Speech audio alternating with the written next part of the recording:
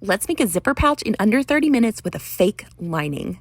Cut two 11-inch by 11-inch squares for the main and two 11-inch by 11-inch for the lining. You can just use quilting cotton for this project. To create that fake lining, we're going to bond the front piece with the lining piece using heat and bond. Cut two 11 by 11 squares of the heat and bond. Go to your ironing board, lay your main piece pretty side down and put the bumpy side down on top of it. Iron it until it's really stuck and then let both pieces cool. Then enjoy some ASMR.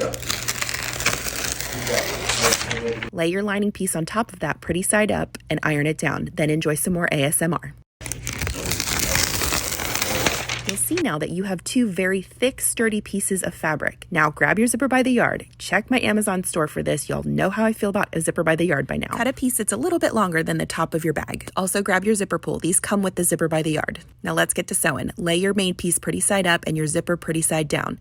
If you are comfortable using a zipper foot, go ahead and use it at this point. If not, just use your regular zigzag foot and get as close to those teeth as you can.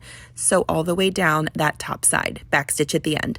Flip it over and top stitch along the top edge to hold the zipper tape down. Then repeat the whole process again on the other side of the zipper tape. It should look like this when you're done. Time to load that zipper pull. You're going to ooch it onto one side and then lay it down and ooch it onto the other side and sort of wiggle it around until it goes up. If it's not perfect the first time, just take it off and try again. You got this. Let's box the corners. I was indecisive today, so I went with a 1.5-inch square. You do whatever size you want.